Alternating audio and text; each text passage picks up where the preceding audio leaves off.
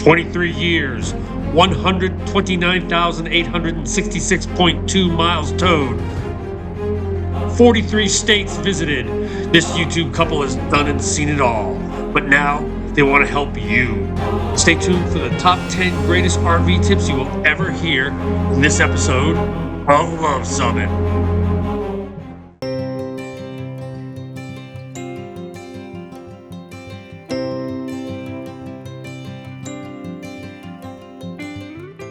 All right, welcome to this week's episode of Luv Subbin. And what are we doing this week? In honor of our 23rd streamaversary, we are going to talk about some of the tips and advice that we thought was very important that we learned over the 23 years. Yeah, this is not just 23 years, but this probably goes 15 years from our parents, given all the advice that we got to get started on that day 23 years ago. So let's go ahead and start with number 10. Using a shower cap when you're cooking. Yeah, you know, every time we cook, the stupid smoke alarm goes off. You hear that around campgrounds. Mm-hmm. But the thing is, what you want to do is you want to make sure you turn that smoke alarm off without permanently, like, disabling it, right? So you never want to take the batteries out of it. We used to throw it, when we first started RVing, throw it under, like, some blankets. But that's too easy to... forget. Yes, and with a big hotel shower cap... It's easy to see, and it kind of looks stupid anyway, so I think you're not going to miss that. But it's very important that you don't miss it when you're taking it off after you're done cooking. Yes. All right, number 9. When you're towing, if at all possible, tow with full water tank and empty black and gray tanks. So why is that? So the primary reason is with a water tank, you want to lower the center of gravity of your rig, and the water tank does that, and it does it very well. The thing, a lot of people will say, well, I don't like towing with a full water tank because it's so heavy, and so I'll just tow with half because that'll get me by. Wrong. That's not good. No, because something called the free effect. And what would happen is, if ever your trailer were to start to sway back and forth, that free effect, the water's going to start doing this number, and it's going to make things much worse. It'll add to the sway. And in fact, a lot of liquid carriers, liquid ships, or ships that carry liquid, trucks that carry liquid, actually have baffles to keep that free effect from happening. Yeah. And you never know when you're going to... need some water. Yeah, we showed up at campgrounds, and the water was completely off. Yes. They had like a broken main or something like that. Yes. And sometimes you don't know if maybe the dump station's not working. Right. So definitely full water, empty black and gray. All right, what's next? So the next tip we have, it relates to Airstreams, and this was one of the first pieces of advice my parents gave me. As far as the Airstream door, when you exit, do not slam that door, because that's an easy way to trigger the lock and lock yourself out. Yeah, you cannot lock yourself out if you do not give it the forces required to move that locking mechanism. So if you just push it close, and believe me, I would say about 98% of Airstreamers slam the door. Yes, and I just wince every time I hear it. Yes. We have a whole video on how to close your door, and it's basically very easy. You just put it so it's just up to the edge of it, and then you give it a little push. And the other thing is, when you're leaving your Airstream, always use the key to lock the door. Never use the lever and then close it. You can get into a very bad habit of locking yourself out, because if you get into that automatic mode, you're just clicking it as you close the door, and there you are. And you don't even think about it. Yes. So if you use your key, you have to lose your key in order to lock yourself out. Okay, this next item is for all us half-ton truck towers. People who tow with a half-ton of Chevy's GMC 1500 or F-150 or a Tundra. Get tow mirrors. Get the super heavy-duty original equipment factory tow mirrors, not the slip-on ones. Yeah, we had those for a while, and how did they work out? Our first truck was a 2001, and we had those slip-on mirrors for 18 years. And they work. There's nothing wrong with them. Mm. But when we bought the new Luv truck, we said, all right, we're buying a new truck. We've got a few years under our belts. It didn't come with, as you can see from this picture here, when we were picking it up, it didn't come with tow mirrors. Yep. So we said, go ahead and put those on. I think it costs about $850. It is literally night and day safer with those tow mirrors. They're so much better? Yeah, like I say, I've got 7 years or so towing with them, and 18 years or whatever towing without them, and it is absolutely night and day game changer. Okay, that's good advice. Yep. All right, so the next piece of advice we have is make sure you get your rig weighed. We went 10, 15 years probably without weighing our rig ever. And the reason we did that was because it was just this intimidating thing. It was. We didn't know what the process was, and you're with all Right. the trucks and stuff, and you just don't want to be the person that's holding up the line. Yes. And, every time we've done 2 videos on cat scale weighing, and every time we do one of these videos or something, everybody comes on and says, dude, you're doing it completely wrong. Because you have to detach you have to weigh it first, then pull your truck off, and then back the trailer off and get the tongue weight, and then rehitch it and get this, all that other stuff. And it's just like, that's why people don't do it. And a wise person once told me that do not let perfect be the enemy of better. And you can get 95% of the information you need to make sure you're safe just by driving onto the scales, driving off the scales, once you get your weight and stuff like that. So you don't need all this 3 different hitching, unhitching. Yeah, and that would be basically holding up the line. But there are also other ways you can get your tongue weight as well. Yes, you can do it. We did it with a bathroom scale. Yep. There's a Line hitch scale that you can get. So there's different ways you can do that stuff. So what's our next piece of advice? So the next piece of advice is learn to climb on your roof. Yes, because there will be some maintenance, or there'll be a certain time when you're camping that you're going to need to get on your roof for some reason. Something's loose, or you have to... Here's a good scenario. Yeah. It's pouring cats and dogs, and you've got your fantastic fan just angled like this, and the wind breaks your fantastic fan off, or it breaks it off and then starts pouring later. And you've got to do something to keep that rain from coming into your rig. You never know.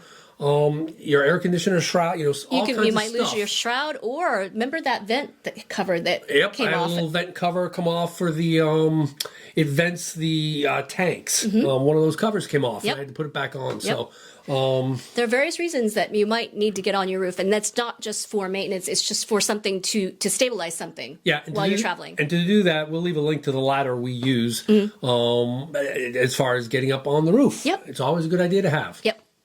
All right, next. So our next one is really a very important tip.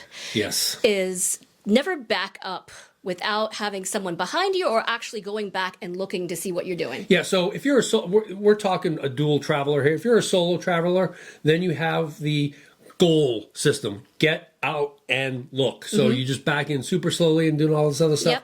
But if you're a dual traveler like we are, we literally will not back up a foot without somebody back there. I mean, quite literally, we won't back up a foot. And the other thing... And don't solely rely on your backup camera as well, because it can't look everywhere. Yes, you need a human being looking everywhere. And also, don't rely on your cell phone. And you might be like... Or signals, because signals can get misinterpreted. Right. And what about a cell phone, though? The cell phone, you may or may not have coverage. But there's a more important reason why you should never use a cell phone, right? And because a cell phone is always on, right? And you want to keep your marriage happy, right? Exactly. So sometimes Cindy's on the radio going, perfect. I know. Oh, wait, you're not even close. And then I can sit there and go, what do you mean I'm not even close? How can I go from perfect to not even close in 1 second? Okay, honey. Yep, I'll just go ahead and move it forward. So, and she's probably doing the same thing in the back. Like, that idiot is not turning like I told him to turn. Yeah, he's overturning it. He's, whatever. Yeah, so it happens. Walkie-talkies, not cell phones. All right, how about this next piece of advice from your parents? Yes, this was probably one of the number one pieces of advice we got was don't fight the site. Yes, there have been sites that we have just not been able... If you can't get it level, if you can't get into the site after a few times... Right.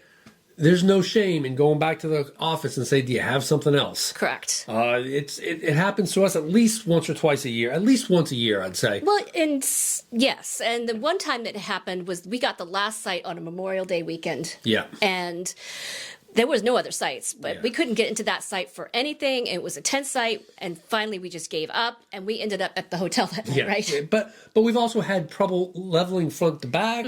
That was wonky in West Virginia. There was a KOA also in Virginia. And in Rutland, we had another a state park that we couldn't get into. And so, just go back to the host and say, do you have something else? They'll usually help you out. They usually will. All right.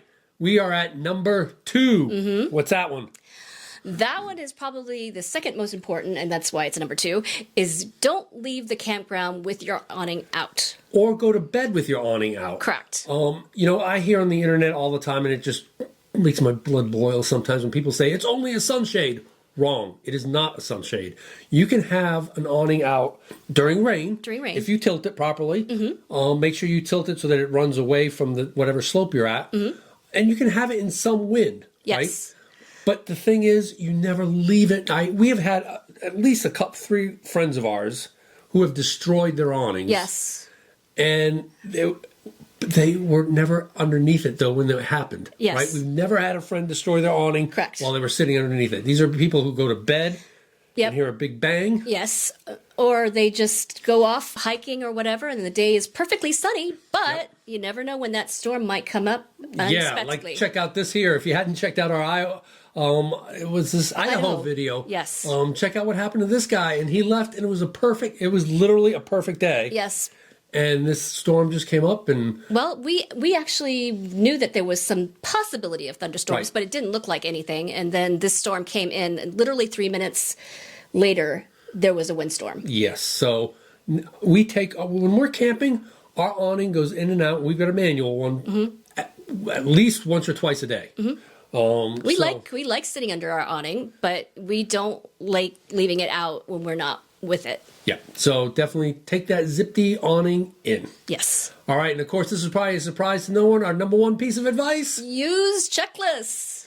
We can't emphasize that enough. Yes, and we say that mistakes happen when there are the 3 Ds, right? When you're doing something different, when you're doing something when you're distracted, or you're doing something dumb. That's when mistakes happen. Yep. And the checklist is the perfect thing when you're distracted or different. Yes. Okay? Because I see on the internet all the time people with windows that are smashed because they didn't check that their soldiers were at attention. Correct.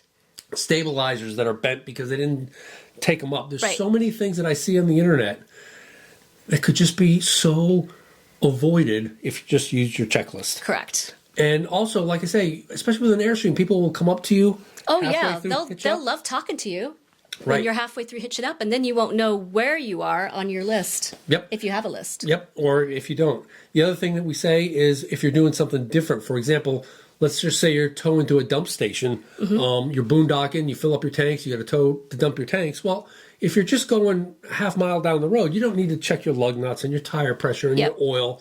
All that other stuff, but you do need to make sure your stabilizers are up, your windows are closed and stuff like that. So that's when you're doing something different and the checklist helps. Yes, absolutely. And one other piece of advice, I see a lot of people say, I got it on my phone. Well, okay, you got it on your phone. That's good. But does that help when it's pouring rain outside? We've hitched during a tropical storm before. And also you need a hand. Yep. You need 2 hands to be doing stuff. Yep.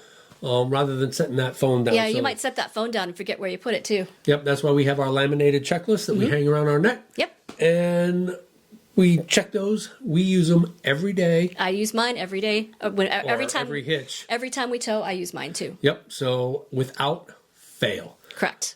So there you have it. There's our 10 pieces of advice and tips that we've accumulated over 23 years and 129,866.2 miles of towing. Yeah, we hope this helps you down the road a little bit. And if you like this video, give us a big thumbs up. And if you think we've earned a subscription, click to subscribe. And comment below if you have a tip that you would like to share with everybody that would help us out. Because we come out with RV and Airstream related videos just like this one every Tuesday. Thanks for watching.